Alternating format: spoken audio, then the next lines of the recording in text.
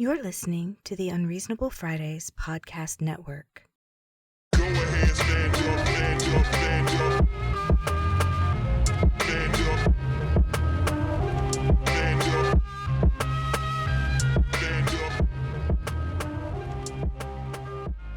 Good afternoon, everyone. Welcome to another episode of ADDSpace. We are back for real,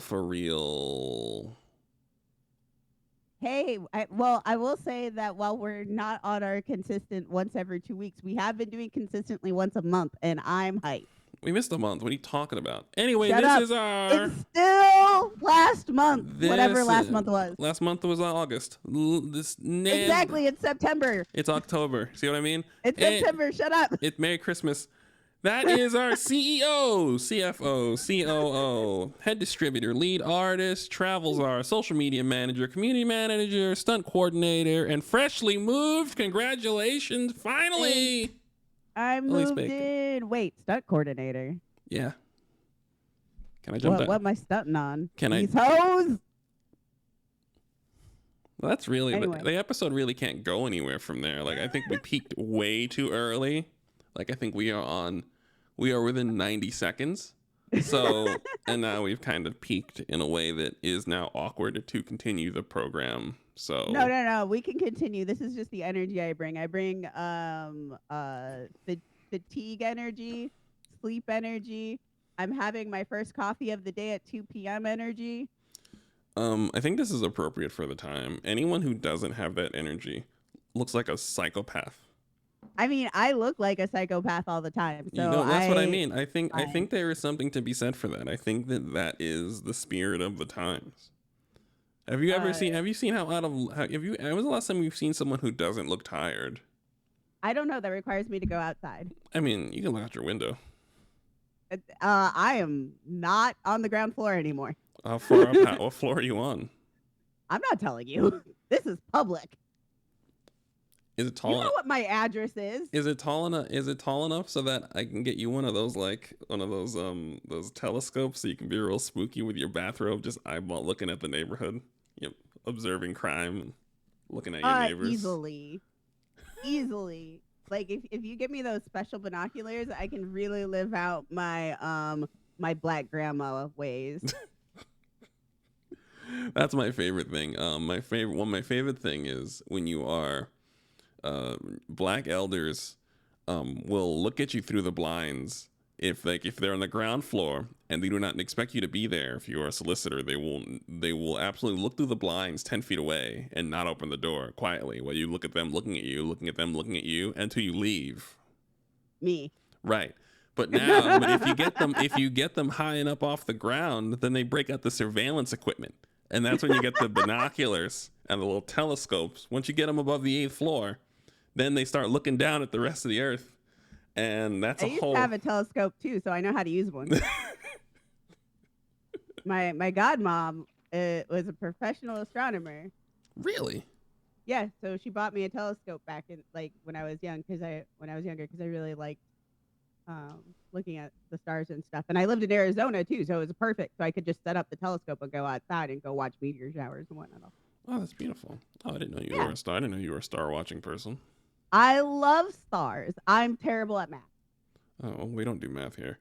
Yeah, there's lots of... Yeah, I am not a math gay. And you know what you need to be an astronomer? A math gay. Or you can just be a casual star observer. There's a lot of places here that offer you unimpeded looks into the sky. And there's an astronomer meetup at one of the stargazing the star theaters here, and yeah, I didn't know that. All right, cool. Yeah, that's a thing to take you to. Okay. Tucson has one of the best observatories in the country, and not even just country. Like they have a huge Tucson specifically has a really great astronomy program, and there's actually light pollution laws specifically for that reason. You cannot have certain amounts of light. You can't build your buildings a certain height because it'll fuck with the sky. So Tucson is very short, short in height as for a city, but specifically for this guy. And like I said, they have light pollution laws. All lights on businesses got to be off at 10 p.m. They use reflectors instead of street lights. That's so cool. I learned how to drive in like dark. Yeah, they got that at the Star Theater. You absolutely like it's all infrared lights. I forgot the other type of light, black lights. I forgot the other type of light that doesn't actually like reflect light or cause light pollution. But yeah, I get it. Yeah. So yeah. But now I live in Seattle and I see. So cloud cover. So you see nothing. Okay, cool. I didn't know see that. nothing. Okay, you have cool. to like drive outside of the city, and I don't drive. All right, cool. I will keep this in mind. All right, so we gotta take you to stargazing. All right, we'll keep that. Make that a note. Everyone who's listening, also make a note. Bacon needs to go stargazing. I do miss watching meteor showers regularly. Well, you're back. You have a place. You're settled. The real estate emergency has passed. I'm housed. You're housed for now. Yes, you're are you surrounded by black people? I always hope everyone who moves gets surrounded by black people. Actually I am. Like I have seen, so I've been here, I moved in August, and since August, because I still see my neighbors when I walk around, I have seen like 4 white people, and one of them works here. One of them's the help. Okay, good. That makes I like, we have like my maintenance lady is a tiny black woman with like shaved short hair, tattoos on her knuckles. First instinct would be like, that's a lesbian. Nope. Nope, just gender storm. And she's in charge of the maintenance. sensational. And she has told me a lot about her husband. Is it good stuff or bad stuff? Yes, no, it's good stuff. It was just, we first time meeting her, we had as black people do, we had a long conversation in my kitchen while discussing if my dishwasher was working or not. Oh, I understand. Yeah, I get it. Yeah, I do that too. Yes, we had air conditioner problems here, and repair guy was first guy that came here was white fellow. He came and went, good on him. Second guy was a Hispanic fellow. So then we sat there at the top of the stairs, spending 30 minutes talking about bits and bobs, about going to trade school over college, about what cars to drive. You know what I mean? It's just like you start talking about all types of other BS. Yeah, our other maintenance person is Latino, and I have also had long conversations. Right, he's an older man too. He's an older man too, and so like we've had chats in the hallway. Does he? Now I have a question because I realize I think it's gendered or gender appearing, like the appearance of it. Does he that I've had the most inappropriate conversations with the old Latino men here, but does he talk to you about his dating history? And no. This is more like homie dad energy. Right. Okay. So it's like visually okay, cool. It's a visual thing because once a Latino man is over 60, I get to hear about the incredible quality of pussy that he's acquired over the previous 45 years of living. And as a cool guy who also gets extreme amounts of exquisite pussy, he knows he can confide his stories in me. And you get to hear all these opinions about these women from here, and then if they wear these shorts, and then they got the low cut tops, and I'm like and you get the regions mapped out, and I'm just. My experience with older Latino men usually is they're very interested in like what I'm doing with my life. So like if I tell them I'm going to school, they're like, "Oh, that's so great." It's always good when young women go to school, and I'm like, I'm not a woman. That's fine. Right. That's what I was wondering. Okay. And they want to know what I'm majoring in, and they always think that's really cool. And then I always get a lot of like, "Oh, you're doing so well for everything you're going on in your life." Like I get grilled, and I'm like, "Are you my parent?" Yes. I'm pretty sure we're only a few like years apart. Oh, ain't nobody can tell that shit. Ain't nobody can tell your age, Bacon. There is no. I don't know. There I is feel no. like I look 40, but You don't even look 30, Bacon. The only time you look 28 is when you are sick. The only like time. right now. You barely look 28 when you're unwell. So there's no way a human being will look at you and be like, "Oh, we're 4 years apart. I should ask you out for dinner." They're just not going to be able to make that connection. So, Yeah, I'm really glad my Uber and Lyft rides have changed from "Can I have your number" to "Oh, what are you doing? Like, what are you going to school for?" right. If only they I'm knew. just They can't tell.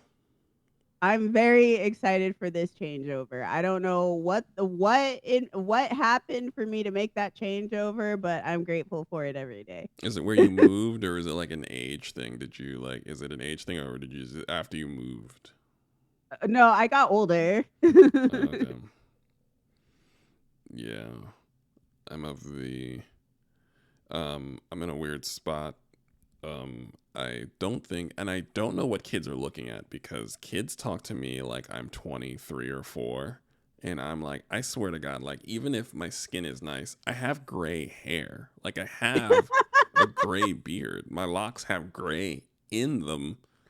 So I'm like, where are you getting this comfort with what are you getting this comfortability when I have I look just like the professor. Like I'm sitting here talking with the professor about the same shit because the professor's 46 and I'm 42.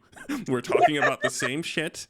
We remember the same things that happened at the same time. We're laughing at jokes unique to us.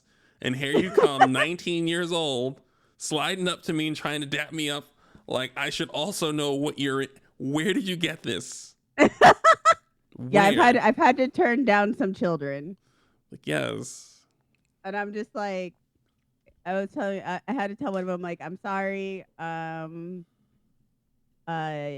are an entire child to me. Yeah. And and they're like, I'm an adult, and I'm like, I could have given birth to you. And then they go, what? And I'm like, I'm 40. Yeah. And they're like, what? And I'm like, you're a cougar chaser. Sit with that and go have your Rice Krispies. Yes. And as one myself, and the thing is, and the worst thing about the cougar chaser is, as one, they're right. So when I was 18, I like 45-year-old women, right? Now that I'm 40, I like 45-year-old women. And you know who's fucking awesome? 45-year-old women. 18-year-old Aaron had the vision and the wait was long. But holy shit, was it worth it? Holy shit. I was getting turned down for decades, Bacon. I didn't get into the schmaz until I was 35. You can't get into the schmaz where it's like 35 to 55, all at 35 to 50. You got to beat the 35. You got to get in there. Couldn't get in there. It was dark times. Stay strong. Now you're living your best life. Living my best life. Stay strong, cougar chasers. One day you will reach your golden age group. It's a reference that I can't make to them. You ever play one of those old Horizon racers like Road Blasters or whatever where you just drove and you were never going to get to the horizon? It might feel like that, cougar chaser. It might feel like that, young person. But one day you will reach the horizon. You will get there. And it will be glorious. All right. Now on our actual show.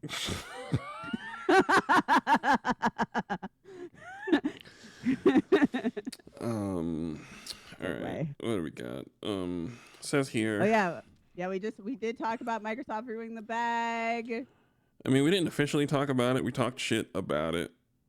Specifically in a general direction around Microsoft ruining their bag. Yeah, no, they like I said, they're on their drug dealer movie arc, drug dealer main character movie arc This is thing. They're in the latter third of the film now, where they fucked it up after the success montage. this is why you don't get a business degree. Drug dealers, please listen. Do not get an MBA. It will ruin your business. You already knew what was going on. Yeah. So, after a record number of subscriptions and record profits related to Game Pass, Microsoft has decided to push up the price of Game Pass. Actually, no, they changed the tier system names. They threw in more. They changed the nouns. Let me make sure I dig these out here. New Game Pass. I'm expecting one to just be called Combo Breaker. I want one to be called Magnum. And that's all. I just want Magnum tier. Let's see. Where we got Essential, Premium, and Ultimate. In Essential, you get more games. No, what is Essential is the base one. Premium is PC-focused tier. And Ultimate has a shit ton more games. They are holding my precious day one releases hostage here.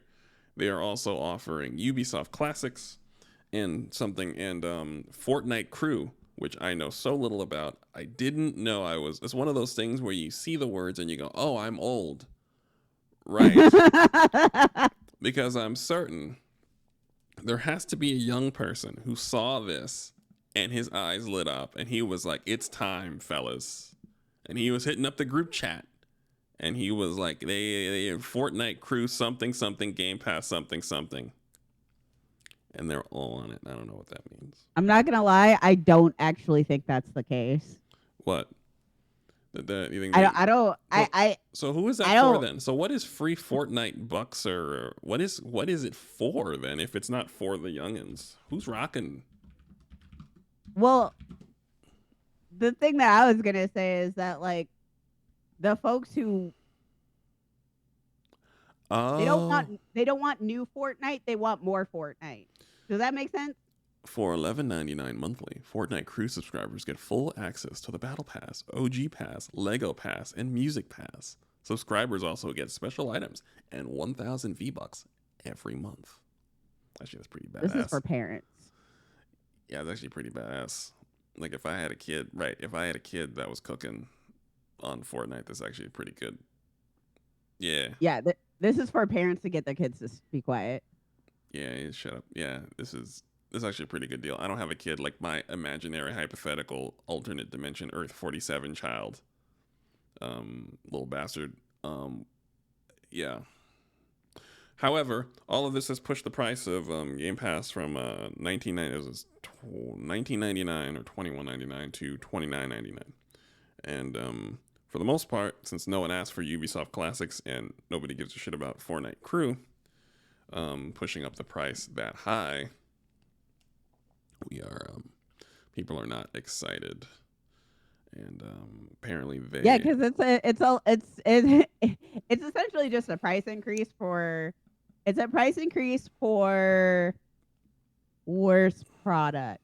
Does that make sense? Yes, less options.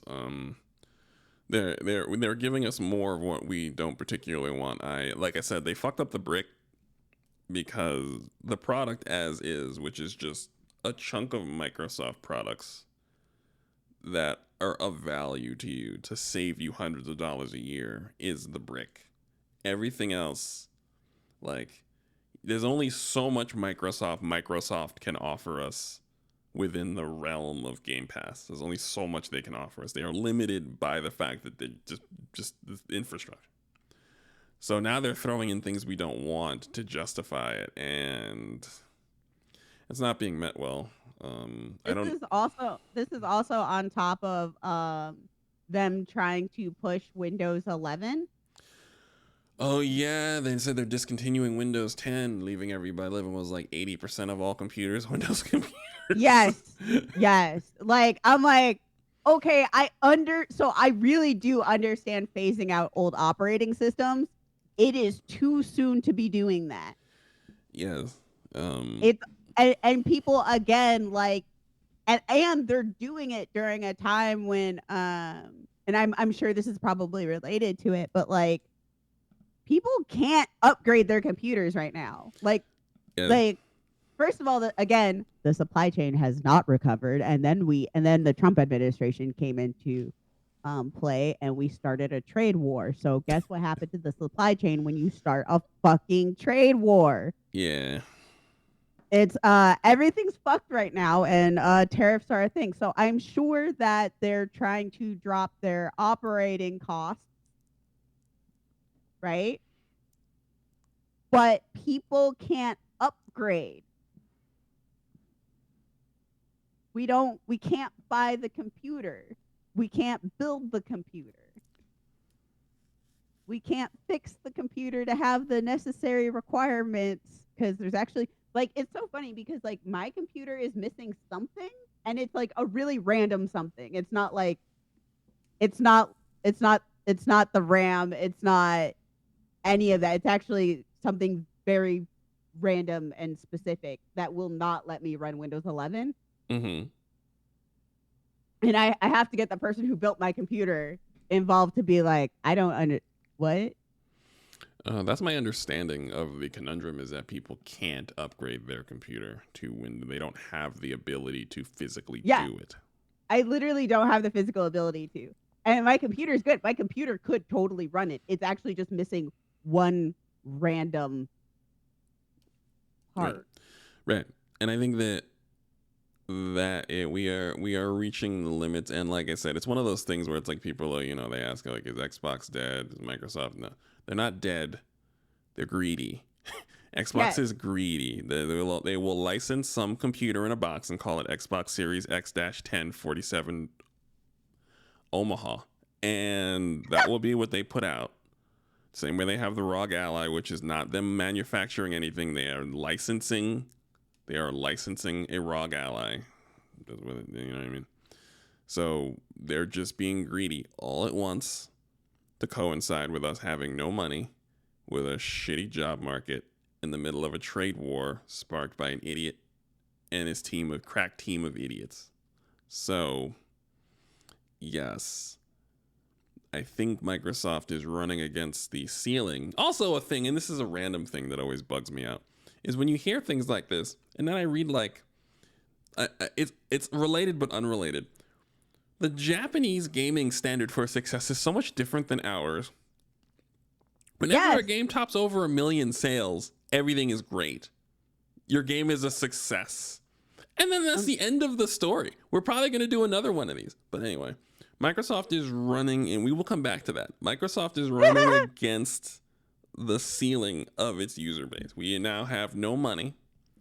We do not have the physical ability to even begin to engage your products as they are priced and as they are recommended. We do not have the ability to run Windows 11.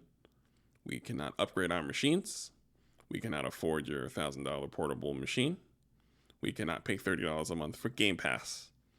We are out of. You are now slamming into the ceiling. Now, some people, I use GamePass so much, and I always said I use it so much that $30 is the cutoff. I didn't think they were going to get the $30, but now that they're here, it's annoying, but I still use it aggressively. But under no circumstances am I ever going to recommend that we take our foot off of the neck of corporations for gouging us.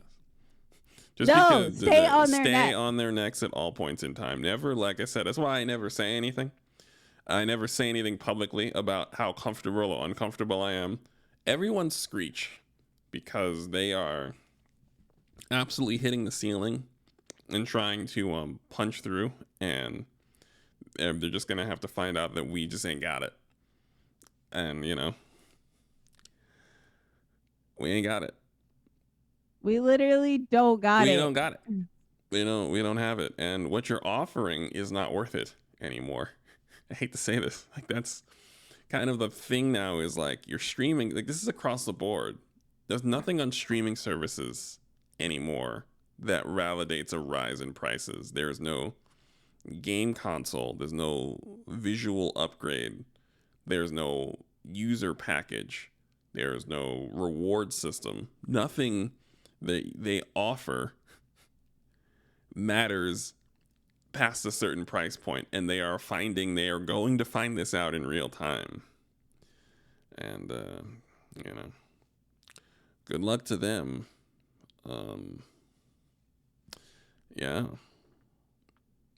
Yeah, but Xbox isn't dead. People are always wondering if they're gonna go like Sega. Sega ran out of money. They put out consoles in an admirable. One thing I realize is another aside is folks trash the old Sega stuff, Sega CD, Sega 32X.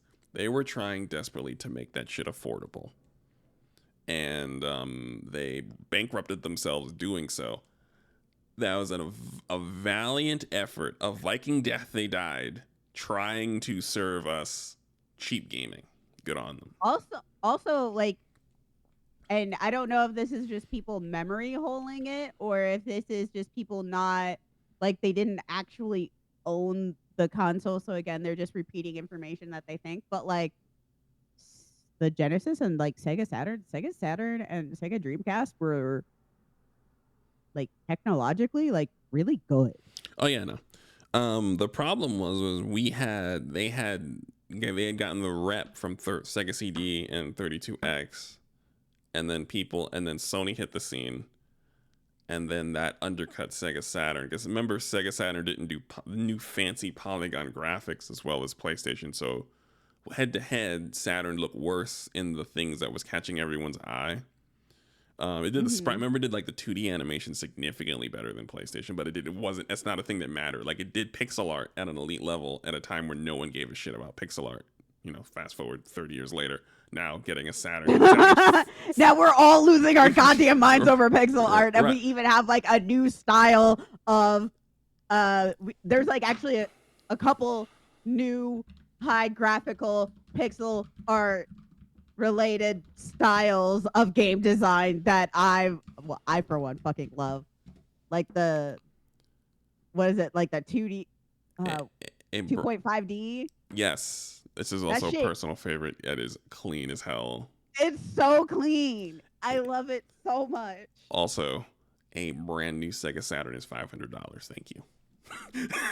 A brand new Sega Saturn is $500 US, brand new if you would get a brand new one, or like a mint one, a almost new $400, brand new $500.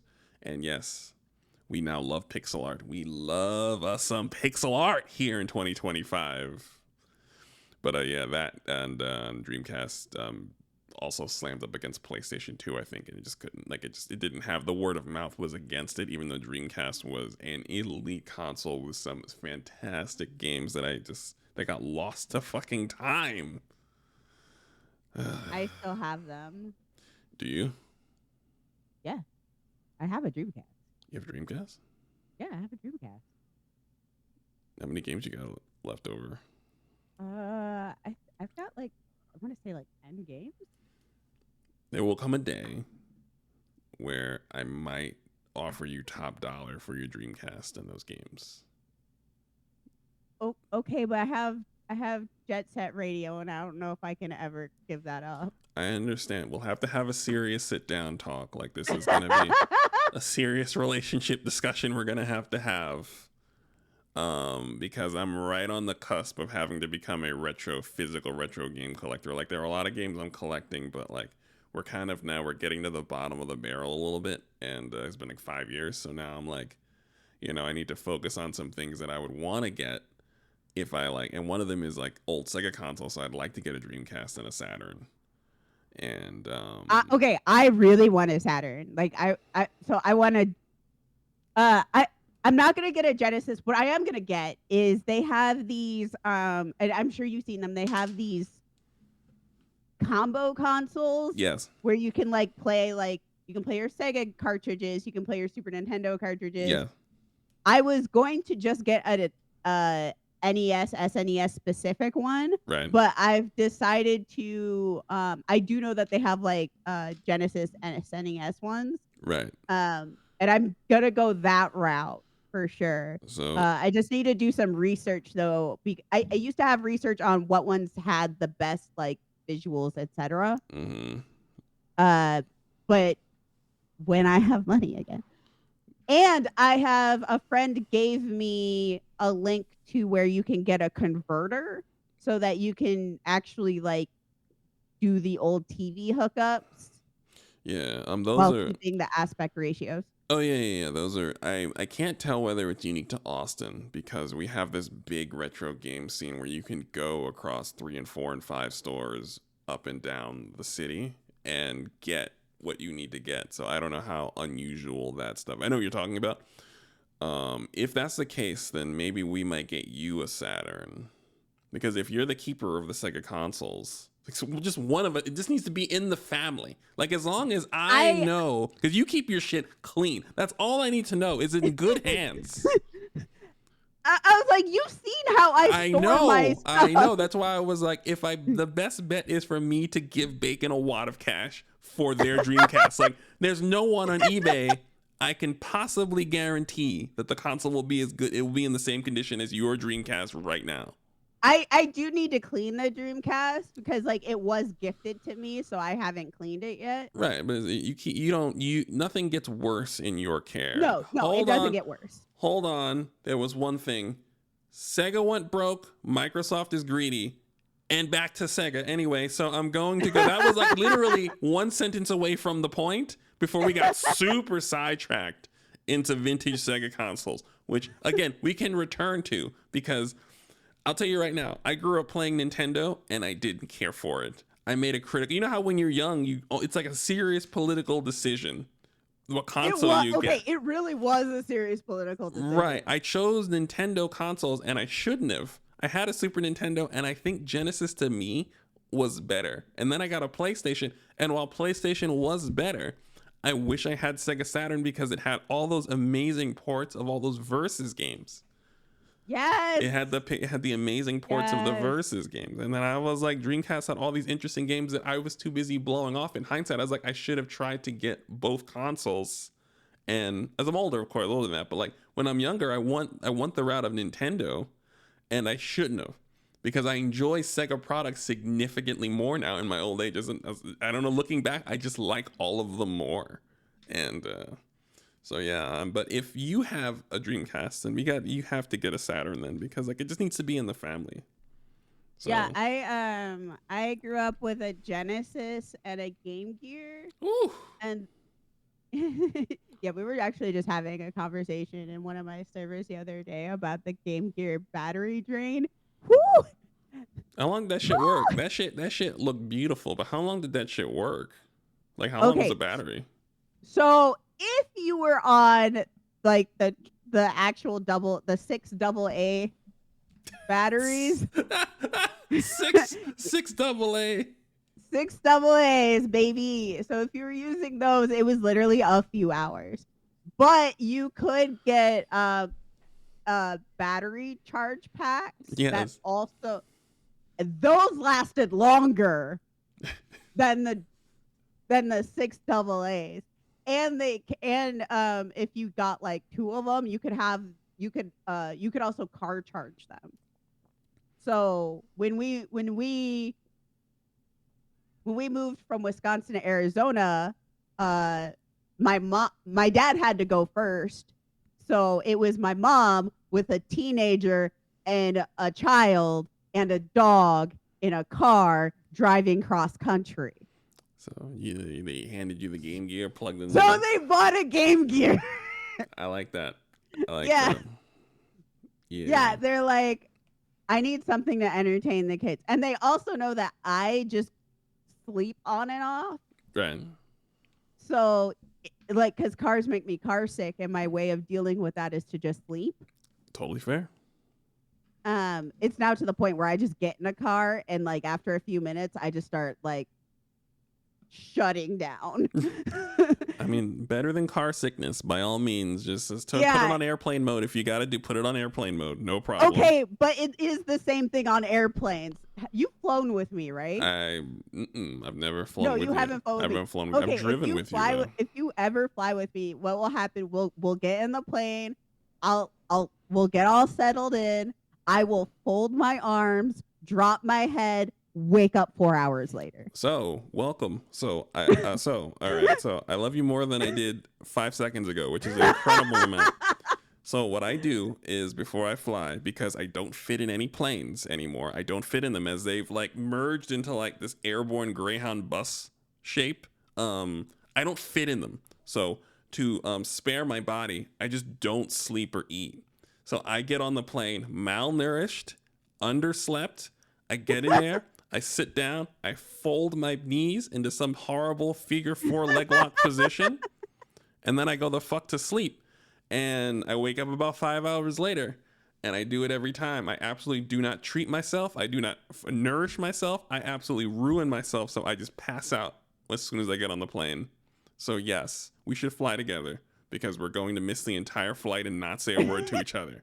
Perfect. Yeah, I might wait. I might wake up when the stewardess is like, "Would you like a drink?" I'm like, "Yes, I'll have a drink," and then I'll have the drink, and then I'll go back to sleep. Yeah, I don't even wake up for that. I just plow through. I hear him coming. I just keep. I'm not trying to move, bro. Because right around hour 4.5, that ankle lock that I'm in to sit down in those seats, boy, that is absolutely the fuck not. And so yeah, no, I do not like being awake for plane rides. And sometimes I'll get up, like the plane ride might be a little long, and I might be up for like the last 30 minutes. And those are always tough. Those are always tough ones. So yeah. Yeah, I also appreciate that. This is another example of MBAs are a plague because they keep ruining planes. There's a limit to how many people you can get on a plane. It's fine. I know you're trying to get them on so you can get the most amount of money, but they're buses now. And okay, but my buses have more room. Not all of them. The good ones do. You got to ride on a Greyhound bus one of these days. Holy shit. I have been on a Greyhound. Recently? Ish. Yeah, they're shrinking by the year. It is. Remember, Portland is right by me. Yeah, no, but they've gotten smaller since you were on Portland.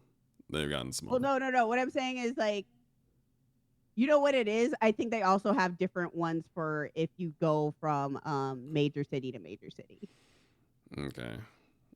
Because you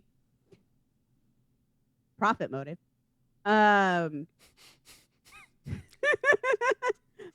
Profit motive. People go back and forth. You know, when you have two major cities that are next to each other, you have people who go back and forth between those major cities all the time for work reasons. So there is a certain level of decorum you need to maintain those business professionals, because after a while they'll just find another way. Yes. But if you're going from major city to not major city that is under 8 hours away, they don't give a fuck. That's fair. I think I took a bus to San Antonio. That's too close because San Antonio is about an hour and a half. So that was too close for them to care about my well-being. I guess if I took a bus to like Oklahoma, which is like 6, 7, 8 hours away, then that might be a thing where they put me in a better bus. So you have a good point there. That's true. Yeah, because like I'm gonna tell you right now, the buses and the trains from Seattle to Vancouver, Washington, not BC, though I do know the train going to Vancouver, BC is okay. And the buses going to both of those places, they're not the worst. Okay. All right. So and I've also done both the train. I've done the train from Chicago to Milwaukee. Again, two major cities really close together. Right. Still better than planes. Yeah, no, I realize like, they've taken a header. Like they're not, and it's a shame because I would have liked that there was a sweet spot in there where like our parents were riding, like when our parents were flying planes, that it seemed kind of cool. Like it was a bit of a trip. It was a bit of an expense. It seemed kind of clever. It was nice. It had a lot of aura to it. And now it has none. Like I said, it's an airborne bus, and in a lot of ways, worse than airborne buses. And yeah, we missed that one. We missed that entire era of American travel, American transportation. We missed it. American transportation is just garbage. That's fucking awful, and getting worse. And Well, I mean, because you do know, like, I mean, the way that things get run mostly here is we don't actually improve infrastructure to get more money, and well, we don't want to put money into things to make them better. We just want to milk the money from what it is yes, until it breaks down and then abandon it, yes, which is, and that is specifically the business model that a lot of things work on here in the US. I'm not going to talk about outside of the US because I don't know there. It's not my lane. But it is also a common thread that's happening in the tech industry, to bring it back around to Microsoft. Also, you can look at literally Google anything. yeah. You look at Google. You could look at Konami, since while they're doing it, performing admirably, they were forced back at gunpoint back into making making video games, but publishing video games, and then finding people to make their games for them. And yeah, no, they were absolutely trying to bleed IPs, and then abandon them. They absolutely were doing that. They were trying so desperately to get money. Konami did not want to make games or deal with video games so much that they were just trying to bleed everything, every IP that they had ever made or purchased dry. And I know we said I was talking about the US, but now we're trying to segue into Silent Hill, and this is a very good segue. Yeah. But yeah, they were absolutely trying to bleed everything dry. But COVID forced them to take a hard look at their company and their quality of life and their lifestyles that they had gotten used to, and force them to make some hard decisions. And I always like to imagine the conversation where they're like, all right, guys, I think we're going to have to start publishing video games again. They're like, oh, man, fuck. We have to put out video. God damn it. I'm sorry, board of directors. Whatever. I've looked at all the numbers. And we have to put out video games again. Whatever the Japanese equivalent of that Malcolm X meme where Denzel slaps the desk is. Like, whatever the Japanese equivalent of that is, at least 8 to 10 times across the phone call. What's the silence? Somebody disconnected? Mad. Somebody, that was definitely a hard conversation. and then somebody's like, well, we can just publish our old stuff. And they're like, we can do that in the short term, but I'm sorry, the gambling market is not coming back in the way that you need it to, and we are going to have to put out new games. And then there was probably crying. Somebody had to probably like stop somebody from getting near a window. Oh my God. Listen. Papers were probably thrown. Listen. Chairs broken. Listen, you understand they had to do paperwork for the first time in like 4 years? They had to do paperwork. Imagine that, just getting that sweet direct deposit money just hitting your account every month. You ain't doing shit. You ain't reporting nowhere. You ain't doing nothing to sort out. Silent Hill Pachinko, sure. Yes, so Metal Gear slot machines, yeah. Ship it, yeah. So what they have figured out is they can have other people make their games. They don't have to actually own studios anymore to make their games. They can have other people make the games and make them quality enough for them to sell really well. And so, cue in our new Silent Hill game that sounds actually really good. Also, didn't Konami put out another game recently that was very good? I know we talked about it, but my brain is just now on the new Silent Hill game. So they did a very well received. No, there were two separate. The Metal Gear 3 remake was an Unreal Engine 5, which means that there are people who don't give a shit that Unreal Engine 5 doesn't work, and they love it. And then there are people who directly give a shit that Unreal Engine 5 doesn't work, and they don't care for it or Unreal Engine 5. It was well done. I'm an old man shaking his fist at the cloud. I think Unreal Engine 5 makes all games look the same.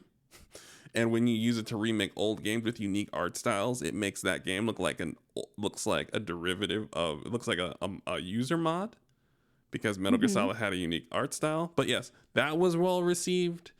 For the most part, Konami's been trying. They did the remake for Silent Hill 2 last year. They got out. There we go. It was the remake. They broke that out. That was well received. They used Bloober Team. Bloober Team rode that straight into Goodwill for Chronos: The New Dawn. Their game came out, but we'll talk about that later.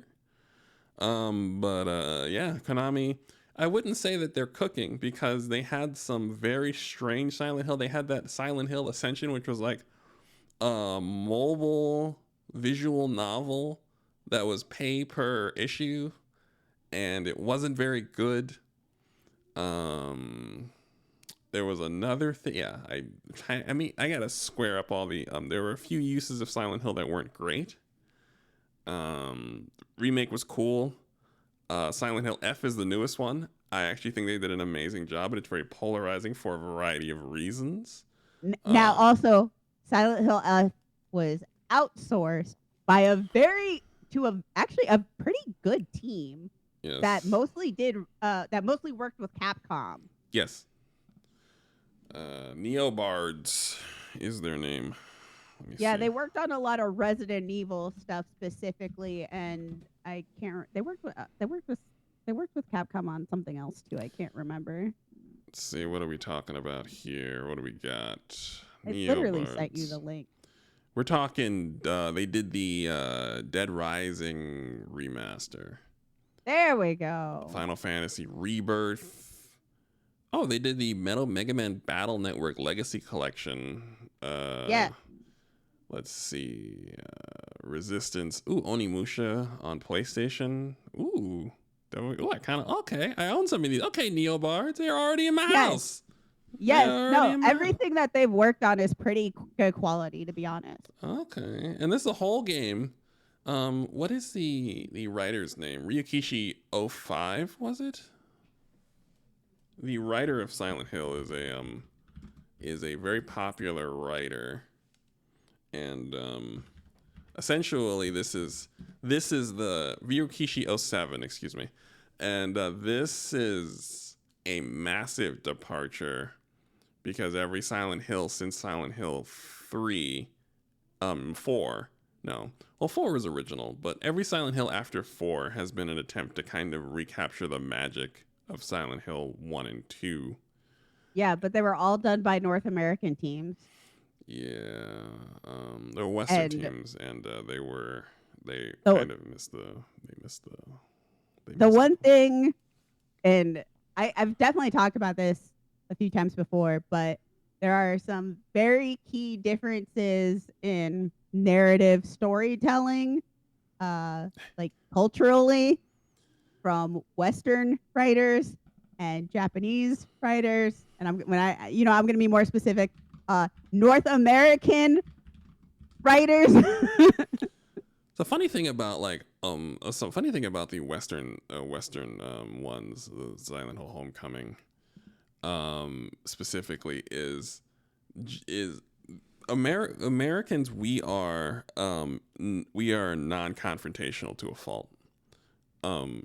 We also can't accept criticism or accountability. But anyway, well, my favorite bit is that Japanese Silent Hill 1, 2, and 3 dealt with the fact that Americans are non-confrontational. So they confronted the fact that you're non-confrontational. All 3 Silent Hills are about how the costs of being non-confrontational. And they deal with that. They deal with that directly. And the American ones, the Western ones, don't confront our relationship with not being non-confrontational. So the games, they lack a certain heft, and that's like there's a lack of cultural heft to those games, because the culture of America is non-confrontation until collapse. and those games don't deal with it. So the Japanese handled American culture so much better. It's very funny. Yeah, well, this is just something that I found a lot in a lot of a lot of writing, especially done by men within the games industry and through a lot of these narratives, is that so Silent Hill is definitely supposed to be an introspective series. Yes. It is it is psychological horror because it is dealing with metaphors about like trauma in around the character's life and how they are also directly responsible for it, etc. And confronting a lot of those faults, a lot of those traumas and issues and whatnot. Also, like you were saying, like dealing with the fact they're non-confrontational. Almost all of the issues around the character's life and how they were being like represented as like horrors in the Silent Hill universe are directly related to things going on in his life that he's responsible for. Yes. My favorite bit is Silent Hill 2, you know, is famously is about a man who killed his wife. Silent Hill 3, if you remember, the main character, Harry Mason, takes a baby from Silent Hill and just is like, I'm going to raise this motherfucker. I got it. And then Silent Hill 3, because he's trying to raise her, essentially, and they don't talk about Silent Hill, he's killed by cultists who then essentially try to bait Heather Mason back to Silent Hill. And because he doesn't talk about it, it gets him killed, and his daughter is caught out there by herself. And it's like, that is very American to retrieve a baby from an interdimensional hell world and then just try to raise her as someone in Maine, just trying to raise her as somebody in like Rhode Island. You know what I mean? This is just Heather from Rhode Island. Where are you from? Maine. You know what I mean? And it's just like, that's us. To go fault. So. Oh, where did I come from? Oh, don't worry about it. Don't worry about it. It's all good. So then in the past, none of it matters. It won't come back at all to bite us in the ass or kill me. No, it's not like I fought several dozen monsters, killed a witch, and did several back and forth jumps across a dimension that I cannot confirm the existence of. But I'm here, and you're here, and you go to school, honey. Here's your lunch. Go to school. Yeah, but nothing happened. No, nothing. You're a totally normal child with a totally normal backstory, and I found you totally normally. So yeah, it's very funny that the Japanese understand our non-confrontational ways significantly better. Downpour and Homecoming did not address that nearly. Well, and that's kind of the point I'm making, though, is that a lot of Western narratives actually just don't deal with the metaphors. They don't actually do metaphors. They're just like, this is a scary story. Like, they're trying to evoke the feelings of fear, but they're not looking at why that would invoke a feeling of fear. They're like, oh, big scary monster. It's a big scary monster. But like, okay, but what about that would cause psychological terror outside of big scary monster?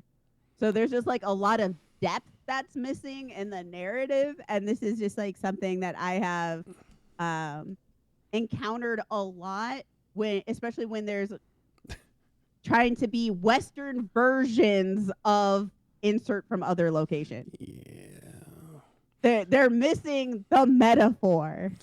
Yeah. They're missing why it actually connects with our brain and it makes it creepy outside of visually creepy. Like that they're missing the meat of it. Yeah, that is and it's funny because I realized there were a lot of things wrong with the Silent Hills, and even one of the issues was that originally rose up when Silent Hill F was announced, as people were concerned about the combat system. It did look kind of like a Souls-like thing. This little girl, she had, there were like parries and counters and dodges and things. And I didn't realize that so many people were worried about it, and I didn't realize that people had kind of missed the point of what was wrong with the Silent Hills between Silent Hill 4 and this one. wasn't the combat system. It was the lack of culture, context, metaphor. They did away with it. And that's what makes Silent Hill interesting. Culture.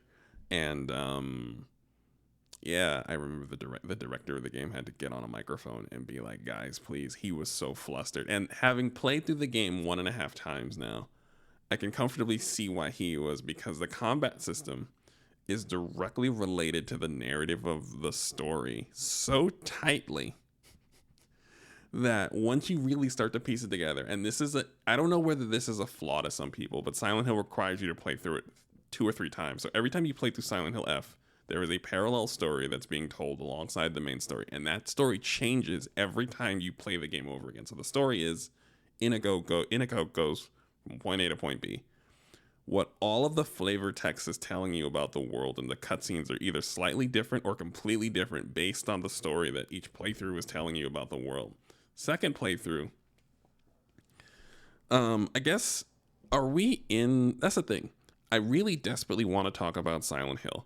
It is very much my favorite game in the series. It's also running into the limits of human resources problem, where it's a $70 fucking video game. No one has $100 for anything. So then I'm trying to expand the spoiler window, because I understand that people are not going to, because first of all, there's a lot of fist fighting about what the game is as well. It's not American.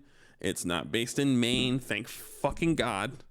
Yay! Thank fucking God it's out of Maine. And it's all types of moving parts that make it scary to someone who was just expecting Silent Hill 2 Remake. Again, even though I don't understand why Silent Hill 2 Remake just came out 12 months ago, you can literally go play that. That's neither here nor there. So there are people who are hesitating for 10 days, 12 days, 20 days. So now we're at the point now where it's starting to shake out what the opinion of the game is, who's interested in it. And now that we've gotten that out of the way, now there's the money. It's $75. No one has that. So I would love to get into the weeds about this game. I would love to spoil the hell out of this game. But the window of waiting for people has to be so much wider that I cannot go into the nitty-gritty. Literally every detail of the game is connected to the entire game. Even the worst part of the game is tied to the central conceit of the game. That's why I said in Discord, even when it's bad, it's still very good. I think you can. I call it soft spoilers. You have to just figure out what the soft spoilers are. You're the one who's played it. That's the thing, right? I don't know. So I'm making a mark right here. We're making a mark here at this point. This is a mark here. Mark, editor, mark, done. Okay. Spoiler alert. Spoiler alert. Spoiler alert.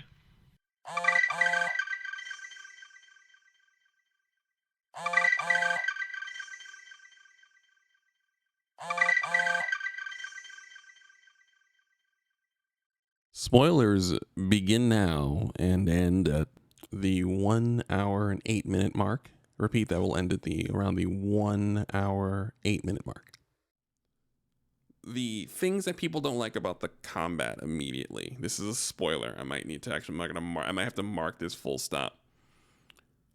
The reason why Hinako even fights like that is because she's on drugs. They explain that the easiest health item you get, your homie hooks you up with. He's a son of an herbalist. He hooks you up with it. You realize they talk about some of the older remedies the elders take are illegal now in Japan, but they still took it when they were cooking. So the physician's like, I still got to give it to them because they don't know anything else. It just became illegal recently. This is straight narcotics, right?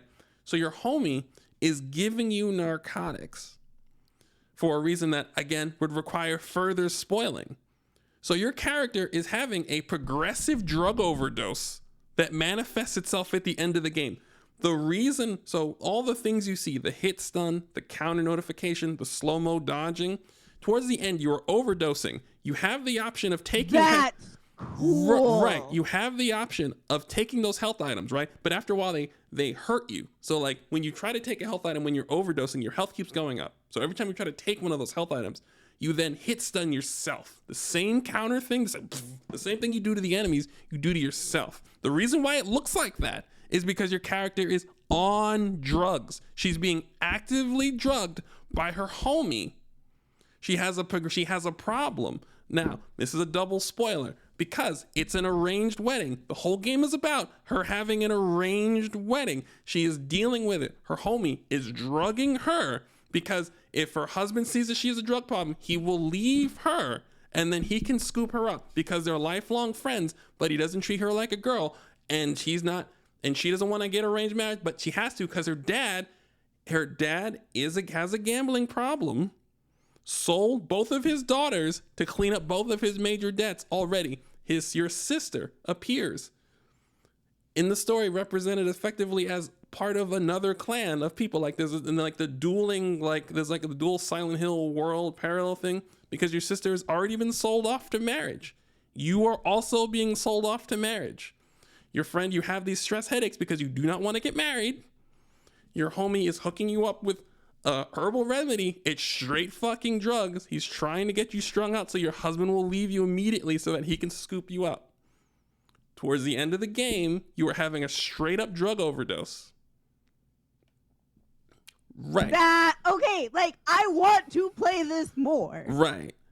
So, and there's more to it, and the more you play, there's more to it. There is like an actual underworld thread. There's the overworld thread. There's the thread about your homie in one playthrough. The next thread is about the actual like mystical stuff. There's something about the fox. There's a fox prince who you have to get married to. There's something about a mystical fox prince wedding. They talk about it in legend. There's even a playthrough for the UFO ending where it's like, they start to get really unhinged, and then the dog did it. Dog flew away. UFO. Okay, for the editor note, what I would say is the fighting itself. You said it serves a narrative purpose, but the fighting style ties directly to the narrative, including in the motions that you're doing and the way that you're able to fight.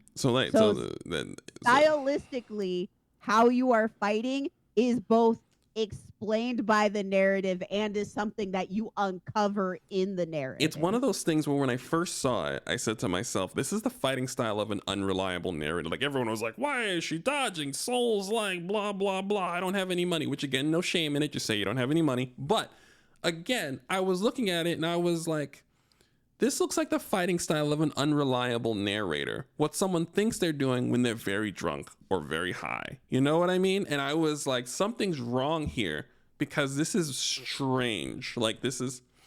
And the more you play the game, the more you realize everything serves the story. The entire game design serves the story. There is one more spoiler. I am going to straight up mark this, and then we're going to continue after this. This is just for you. Towards the end, you start. This got me a mess. It's my favorite part of the game, but it's the worst part of the game. Towards the end, you fight so many monsters, and they start doing this Devil May Cry thing where it's like Fall was like a whole game. Everywhere you fight a monster, you can space it out. You can finesse. You slide on by. You close the door, push a rock, and everything. All of a sudden, I'm in these fucking rooms like fucking Dante and Bayonetta. Devil fucking faces on the thing. Can't leave. Fighting 3 enemies. The game's not designed for that. That shit is annoying. The easiest way for you to keep getting nicked by enemies. The easiest way for you to keep getting health back is to hit the red capsules. That's why they're locking you in there. Also, it's approaching your wedding day. That's the crux of the game. So the closer you get to your wedding day, the smaller the arenas get and the more fighting you do. So while it's annoying, it's pushing you to take the easiest, most abundant health item in the game, which is the narcotics that are killing you, that are pushing you towards overdose. So by the end of the game, the overdose is both narrative, and because the player was put in a box, and because it's closer to her wedding day, she is taking more pills. So she's taking more pills in the game. You're getting frustrated. You're taking more pills. She's getting frustrated. So everyone's mad. And then you get to the end of the game. And then you start to approach the end of the game. And it's like, even the worst part of the game is serving the narrative in a way that might make you uncomfortable, because that is the worst part of the game. The game is not designed for you to be in fucking Devil May Cry arenas with devil doors fighting 3 niggas running at you. It's not supposed to be doing that. But it's designed intentionally to be that way. It is intentionally designed to be frustrating. It's intentionally designed to put you into a heightened emotional state to have you relate to the character. Right. And at the end, and one of the end, there are like 6 endings. And one ending, she has in one ending she overdoses. She has a psychotic break and kills several people at the wedding with a pipe. So as you're fighting and getting agitated, she's fighting and getting agitated, and at some point you lose the ability to die, and you just keep fighting. And that's the same time when she's overdosing and you can't die, you're getting health, but you can't take any more health items. There's no more items in you. And then you just start fighting so many people. It's because you kill the groom, you kill both of your parents, and you kill somebody else. And and you just run off. And the game doesn't ease you into it. It pushes you into it. It thrusts you into it. It makes you irritated and frustrated. You're overdosing on health items. You're mad. You're frustrated. She's overdosing. She's mad. She's frustrated. It's one of the greatest things I've ever seen, I've ever experienced. And it's also the worst part of the game. So I guarantee you, now that I've said this, you will read people say the end of the game sucked real bad. It does. It does suck. It's awful. It's so much fight. I was getting annoyed. But you're supposed to. Right. And that's good writing. They took a chance to make the game, to line up the game with all the narrative. And it's just... No wonder that dude was pissed. That's why I was mad. That's why people get mad. And you'll hear it when people talk. And it's the type of thing where... the level of craft in the game and the chances that it's taking are far more than the combat system and the setting. And anyone who isn't into it is right to be not into it. But if you can see it and you're willing to engage the game and the story that it's telling you, because I think what happens is sometimes people really, really want more Silent Hill the way they got it. And I don't blame you, even though you did just get it last year. Again, neither here nor there. But they really want it to the point where they're having trouble disconnecting, because Silent Hill F is its own thing, but it's its own thing it's got the craft, it's got the culture, it's got the engagement, it's got the metaphor, it's got the thought into it. Like Downpour and Homecoming didn't have that. That's what made it bad. It wasn't the combat system or any character or any camera or any setting. It was a lack of context, culture, and this game has it. And it's willing to give over the entire game design over to the narrative and the culture and the context. And that's amazing. So, like I said, my favorite game of the series. But then anybody who's like, I don't like this, I'm like, I get it. And then you got the people who put the game on hard because story mode is normal, but story mode is historically easy in most games. Historically, story mode is easier than easy. So people were like, I'm a man. I'm doing this on hard mode. Hard mode is unplayable until you are extremely comfortable with the combat system. And then the end of the game, you just get powerbombed through all the tables. There is no way you can have an enjoyable end of game experience if your first playthrough is on hard in Silent Hill F. So, there are people who are engaged who have, and it's one of those things where it's hard to, either I tell you I tell you this and you are very interested like you are, or I tell you that and it doesn't matter.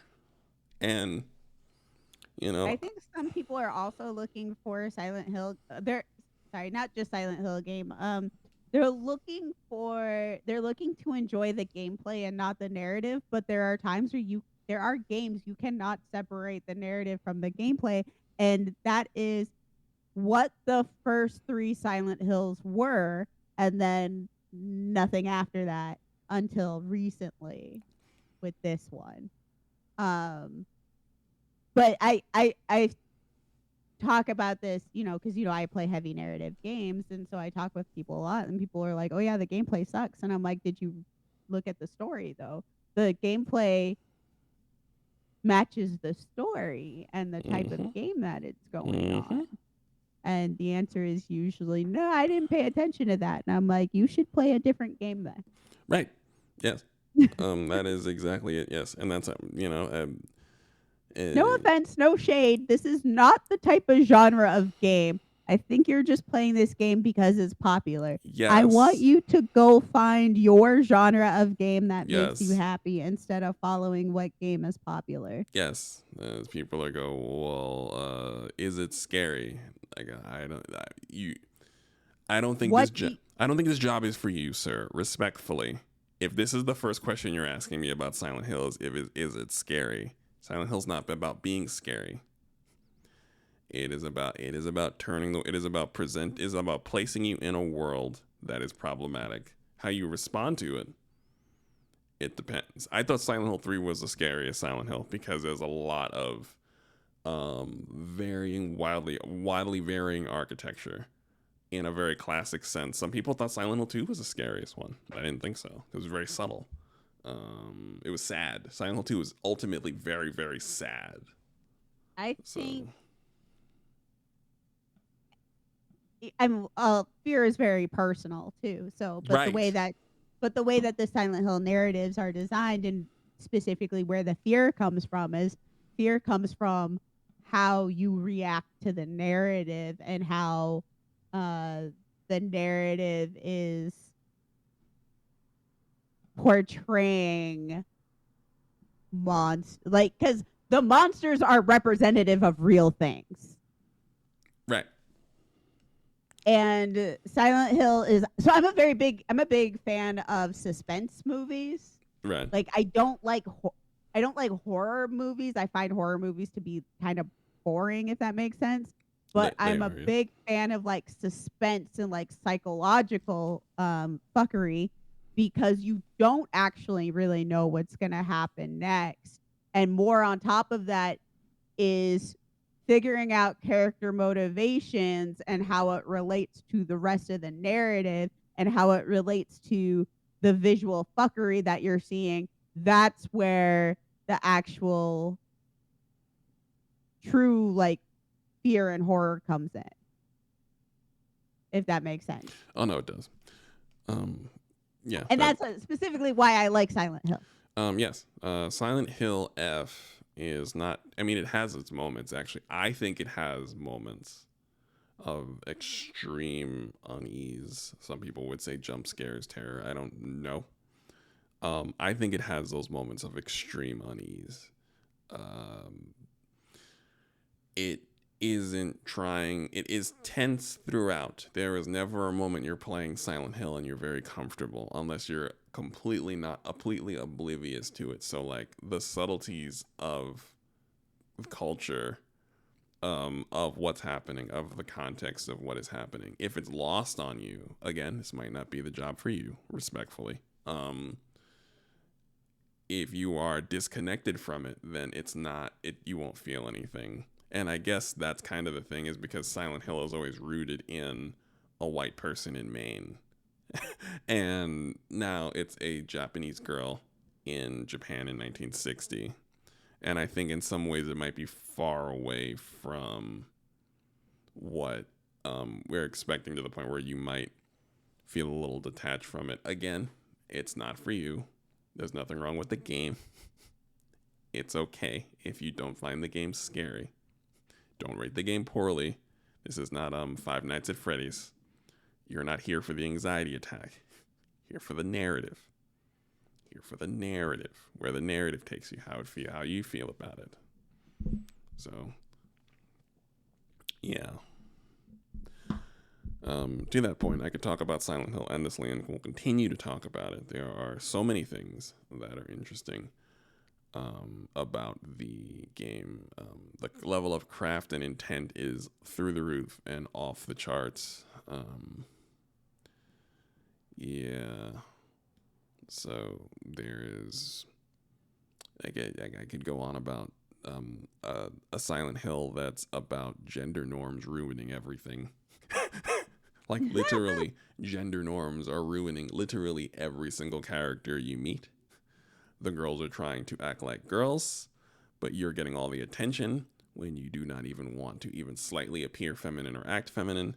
Your tag team partner doesn't treat you like a girl in the Japanese 1960s sense, but he loves you very much, but he's scared to bring it up because you don't bring it up. Your dad can't provide for his family because he has a gambling problem. He's a failed father. Your mother is enabling him because she doesn't know what else to do. She's a woman in 1960. She's a homely woman. She says it herself, homely woman in 1960. Everyone is under the weight of gender norms, and it is absolutely turning them into their worst selves. And you know who loves your worst self? Silent Hill. You know, Silent Hill fucking loves your worst self. It loves your worst self. So yeah, it's there. There's also my favorite bit is, and this is how I'm like I said, their story about the supernatural elements. There is a thread there, but like I said, I'm working on the threads change, and I'm trying not to spoil everything for myself because I can go ahead and just read everything, but I'm trying to keep it for myself because some of these threads and some of the endings and some of the things you're doing are so interesting that I just want to discover it myself. So I'll be talking about Silent Hill F for years. Absolutely enjoyable. I think we do need to accept the fact though that some things are too expensive, because I think the problem with the game, if the game was $30, everyone would own it, and whoever didn't like it would toss it, and everyone who loved it would love it. But it's $75. And once you get into $75, people start creating those narratives, boy. And while those narratives are fine for something that's too big to fail, like 2K or Call of Duty, genuinely expressive artistic endeavors, adventuresome artistic endeavors can fail under the weight of those narratives. Yeah. So it's important that we approach these things with a certain amount of intellectual and internal honesty. Do you have $80? No. That's cool. I have no money. A lot of us have no money. That's a different rant for a different show with different hosts. We'd have to guest on a different person's show. If we were talking about how much we lie about our resources creates the opportunity for misinformation because we accept and forge any narrative that takes the responsibility of our own lack of resources out of our hands. And I don't even think I can afford to lie about my lack of resources. Right. For clarity, no one in America can, but we're sure going to try. No one in the country can, but we are giving it the old college try, just acting like we're all middle class when the middle class has been destroyed. Between the Trump president, somewhere around these double Trump presidencies, the middle class has been destroyed. You are poor. You're poor. So with that said, and even if you're arguing with me, how many paychecks could you go without? 2, 3, 1, you're poor. So in that case, if you cannot afford Silent Hill F, it is fine. I'm saying it out loud so that people can get into the practice of saying it out loud. It's perfectly fine if you cannot afford entertainment. I'm sorry that you're missing it. It is not entertainment's fault. It is not anyone else's fault, but the people who are paying you and the people who are paying them. That is why you can't play Silent Hill F. I'm sorry. There's nothing wrong with the game. The game is not perfect. Most games aren't. But the issues with the game are... Don't manufacture issues with the game. It's critical because even though, again, back to the other point I made, it's sold 1.5 million copies already. Konami's like, great. Neobard's great. When a Japanese game sells 2 million copies, everyone's like, great. Raucous applause. Only in America do you sell 5 million copies of a game.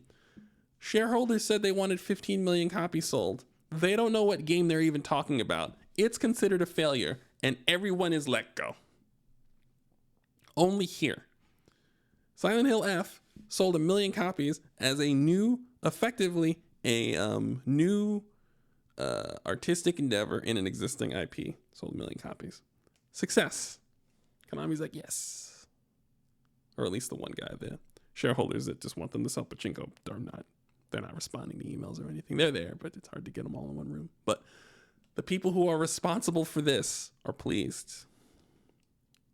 So... should be fine, but yeah. I think we covered everything. I think we did everything.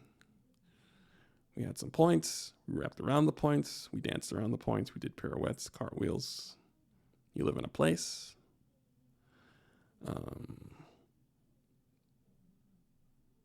Yeah, we're going to attempt to get back on the horse. Bacon's on the horse. Wait, didn't you graduate? Don't you have a degree in I communication? graduated.